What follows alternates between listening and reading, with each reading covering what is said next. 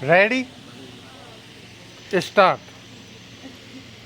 इसमें दो राय नहीं कि भारत और चीन के बीच द्विपक्षीय संबंधों का सहज और दोस्ताना होना न केवल दोनों देशों और इस समूचे क्षेत्र के लिए बल्कि विश्व के लिए महत्वपूर्ण है, लेकिन ऐसा तभी संभव है कि भारत और चीन दोनों की ओर से इसके लिए हर संभव कदम उठाए जाएं।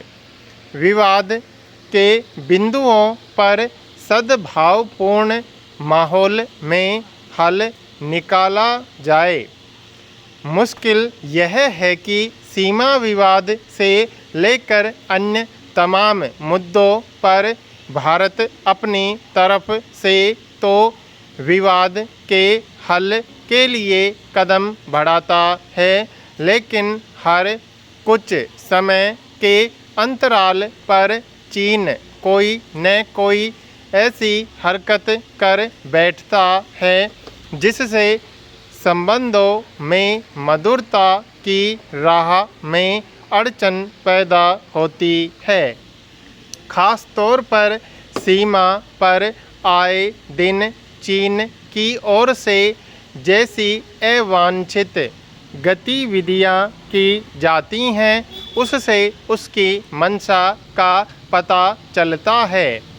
फिर भी भारत ने आवेश में आकर कभी अपना नियंत्रण नहीं खोया है और इसकी कोशिश यही होती है कि समस्या को जटिल बनाने के बजाय उसके हल की ओर बढ़ा जाए। सवाल है कि भारत के इस रुख के बावजूद सीमा पर घुसपैठ से लेकर गैर जरूरी सैन्य गतिविधियों के जरिए चीन आखिर क्या संदेश देना चाहता है। पैरा।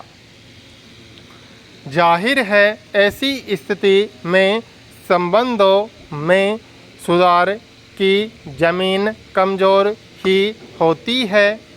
इसलिए भारत ने चीन को स्पष्ट रूप से यह बताया है कि दोनों देशों के रिश्तों में अगर सहजता नहीं आ पा रही है तो इसकी वजह है दरअसल दक्षिण अफ्रीका में के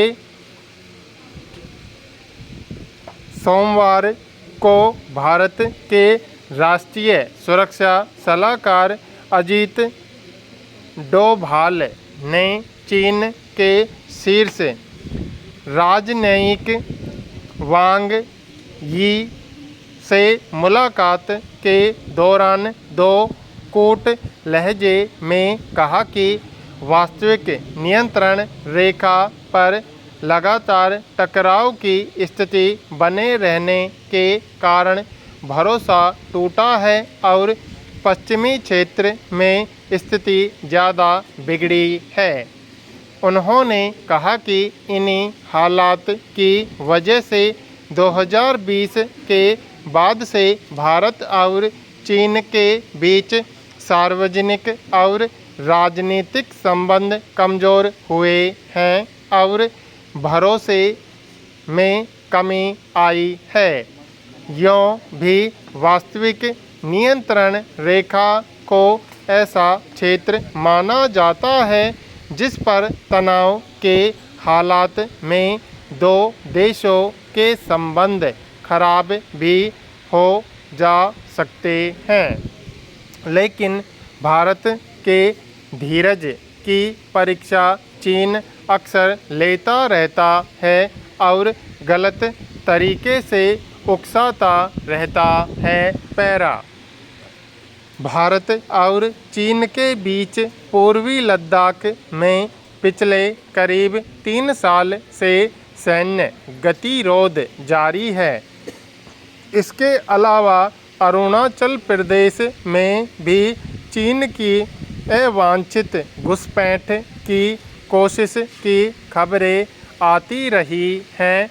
ऐसे में भारत के सामने स्थिति स्पष्ट करने के अलावा कोई चारा नहीं रह जाता है।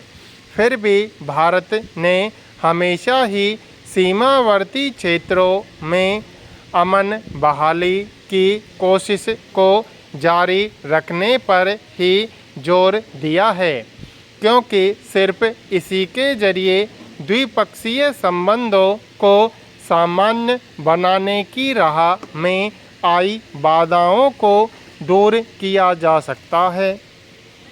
हाल ही में विदेश मंत्री एस जयशंकर ने भी वांग यी के साथ सीमावर्ती क्षेत्रों में अमन चैन से संबंधित लंबित मुद्दों पर बातचीत की थी।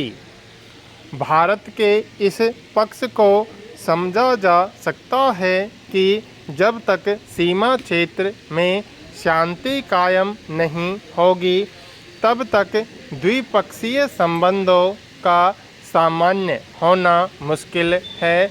जाहिर है यह एक तरह से चीन पर ही निर्भर है। अगर चीन की ओर से दोनों देशों के बीच आपसी रणनीतिक विश्वास बढ़ाने की इच्छा जाहिर की जाती है, तो इसके लिए उसकी ओर से ईमानदार इच्छा शक्ति का प्रदर्शन भी जरूरी है। विवाद के बिंदुओं को हल करने और बाधाओं को दूर करने के लिए सहमति और संयोग के सिद्धांत पर ठोस तरीके से काम करना होगा।